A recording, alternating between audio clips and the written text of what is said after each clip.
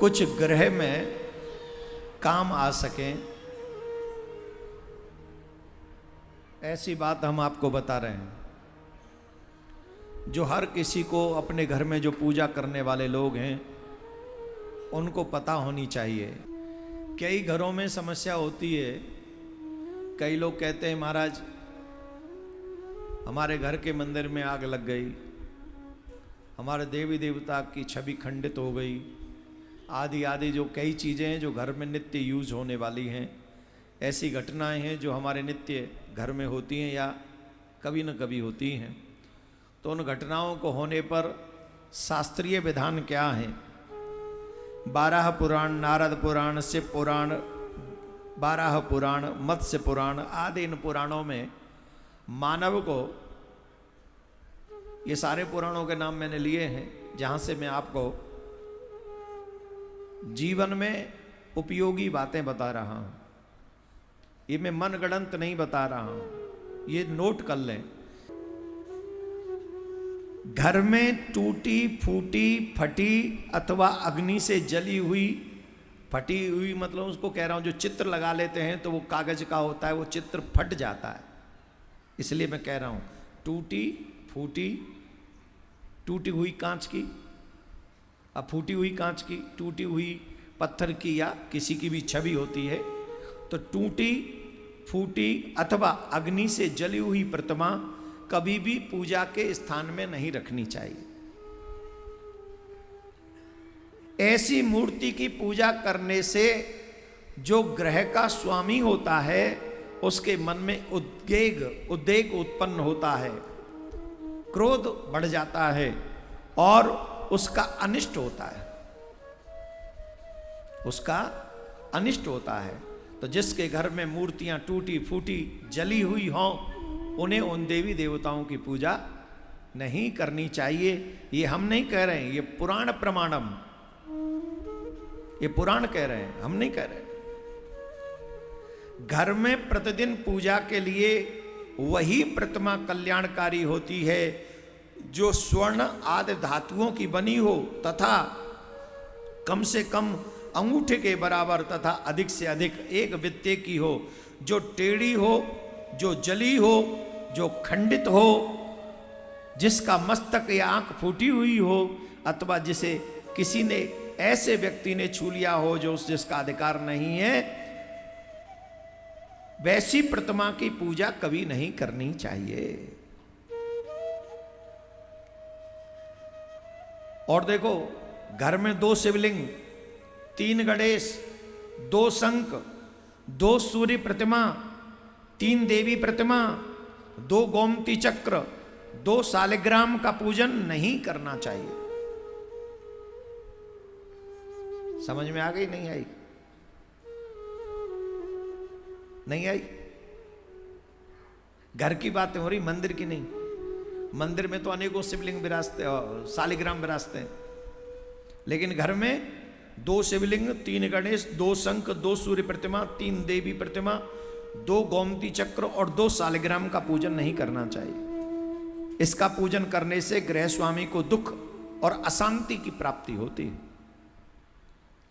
मनुष्य को चित्रों में एवं मंदिरों में कभी भी सूर्य के चरणों का दर्शन नहीं करना चाहिए। जैसे कहीं छवि बनी हो सूर्य भगवान की, तो सूर्य भगवान के चरणों का दर्शन नहीं करना चाहिए। यदि कोई सूर्य के चरणों का निर्माण कराता या करवाता है वह दुर्गति को प्राप्त होता है तथा इस लोक में दुख भोगता है और कुष्ठ रोगी अगले जन्म में बनता है।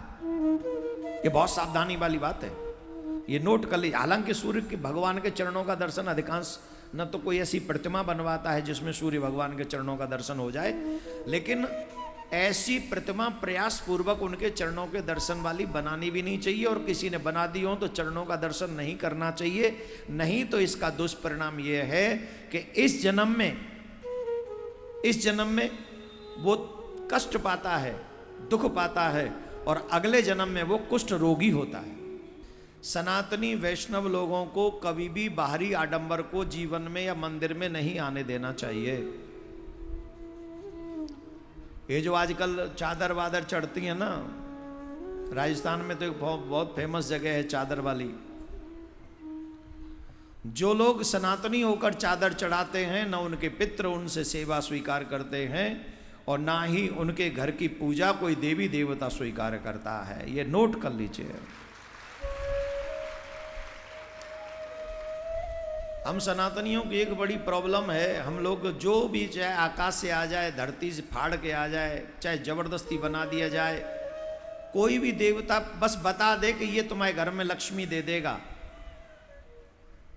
चाहे वो गधे का बाल ही क्यों ना हो। और की तो छोड़ दो, गधे का बाल, गधे की नाल, कुछ भी दे दो इनको, बस इनको एक लोभ दिखा दो कि इससे पैसा आ जाएगा, तुम्हारे बिगड़े हुए काम बन जाएंगे। फिर देखो ये भगवान को भी छोड़कर गधे की नाल को ही सर्वस्व मान लेंगे, और की तो छोड़ ही दो। मेरी बात पर विश्वास नहीं है तो मुझे बता दो, तुम्हारे कौन से पूर्वज ने कहा कि लेटे हुए पे चादर चढ़ानी है हरी? जवाब दो। कौन से ग्रंथ में लिखा हुआ है? हनुमान चालीसा में लिखा हुआ है, गीता में लिखा हुआ है, वेद में लिखा हुआ है, कहां लिखा हुआ है? और किसकी बात मानकर आप हिंदुओं ने चादर चढ़ाना शुरू किया? जिन जगहों पे चादर चढ़ रही हैं, आप विश्वास मानिए वहां मुस्लिम नहीं जाते हैं ज्यादा। मुस्लिम सिर्फ एक जगह पे बैठे रहते हैं उन चादरों का भोग करने के लिए। चादर चढ़ाने वाले हिंदू हैं। ऐसे अभी मत बजाओ ताली, इसके बाद बजाना।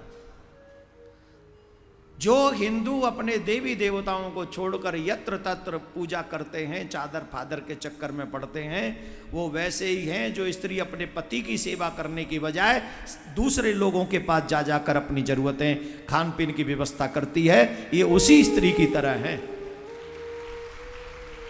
अब बजाओ, जोर से बजाओ।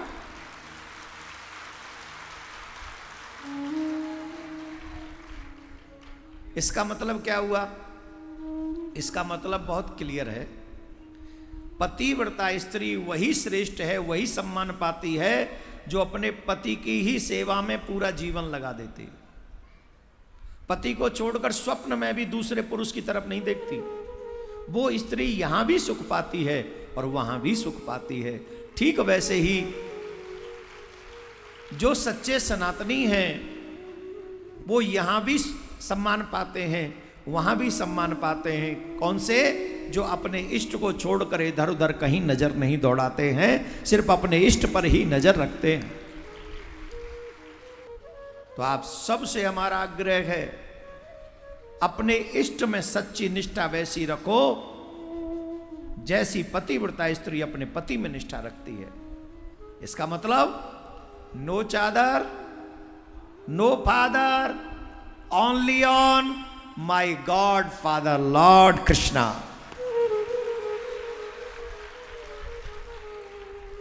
जिनके लिए चादर वाले बने हैं उनके लिए चादर मुबारक, जिनके लिए फादर वाले बने हैं उनको फादर मुबारक।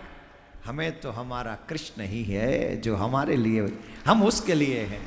हमारे लिए हमारा कृष्ण द्वारका नाथ। तुम्हें छोड़ के किसके दर जाऊं मैं, सुनता मेरी कौन है, किसे सुनाऊं मैं। तेरा दर ही है जो मुझे रास आ गया है, तेरा ही नाम है जो मेरे मन को भा गया है। मुरली की तेरी तान ने झकझोर दिए हैं तार मेरे, अब तो तेरा रूप ही है जो मेरे दिल को लुभा गया है, मेरे दिल को लुभा गया।